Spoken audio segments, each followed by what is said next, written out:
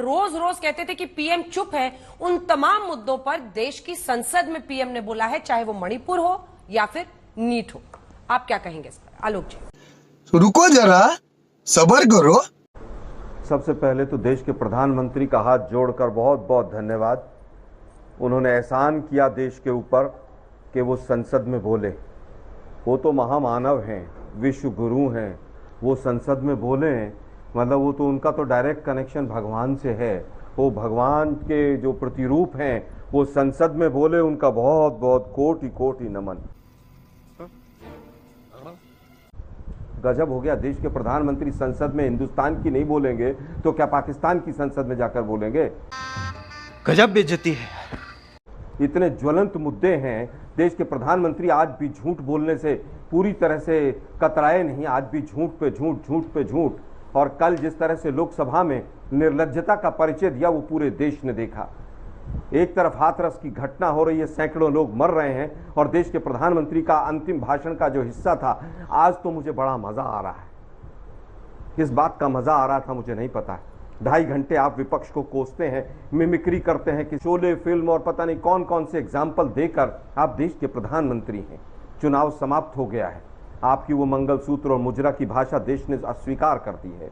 यह हत्याई हुई सरकार है मोदी साहब आपकी, और कोई धारवार नहीं बची है अब उनकी मोदी जी के भाषण में। समझ रहे हो?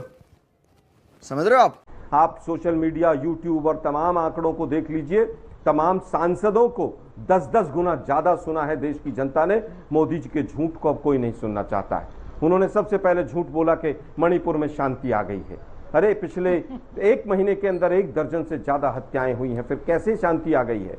मणिपुर में मोदी साहब, अगर आपको थोड़ी सी भी लज्जा आती तो आप कम से कम एक बार मणिपुर की जनता के बीच में जाकर कहते कि शांति की अपील करने आया हूं हाथ जोड़कर। मणिपुर के भाइयों बहनों, मैं भी आपका रखवाला हूं, मैं आपका ख्याल रखूंगा, आप आपस में मत लड़िए। लेकिन दुर्भाग्य, विश्व गुरु ने एक बार भी शांति की अपील तक करना जिम्मेदारी नहीं समझी। आज कहते हैं 11,000 FIR कर दी हैं। अरे मोदी साहब, 11,000 से अगर FIR करने से शांति आती हो तो 11,000 और कर दीजिए। मुझे घर जाना है। लेकिन FIR करने से कभी देश में शांति नहीं आती है। FIR हमेशा से नकारात्मकता भी साथ लेकर आती है। आपने कहा कि पेपर लीक पर बोल दिया मोदी जी ने। अरे भाई, आपके पिट्ठू वहां पर NTA के चेयरमैन बैठे हैं, उनको हटाइए। वो प्रदीप जोशी जिसने लाखों बच्चों के भविष्य को तबाह कर दिया, उसको क्यों नहीं हटाते? पूरी सरकार एक प्रदीप जोशी के सामने घुटने टेक कर बैठी है, और वो इसलिए नहीं हटाते क्योंकि बीजेपी और RSS के बच्चों को निर्लज्जता के साथ उसने एडमिशन दिलवाए होंगे, उसने नौकरियां दिलवाई होंगी, और वो इनको ब्लैकमेल करता होगा कि अगर तुमने मुझे टच भी किया तो मैं तुम्हारी पोल पट्टी खोल दूंगा।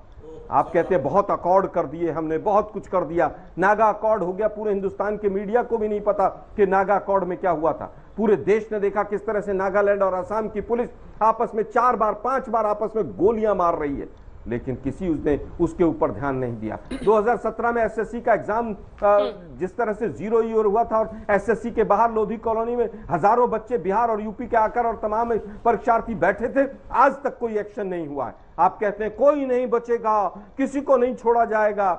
आप बताइए 10 साल में भ्रष्टाचार पर क्या कार्रवाई की? जितने भ्रष्टाचारी थे वाशिंग मशीन में आपने भिगो भिगो कर अपने यहां पर मिला लिए।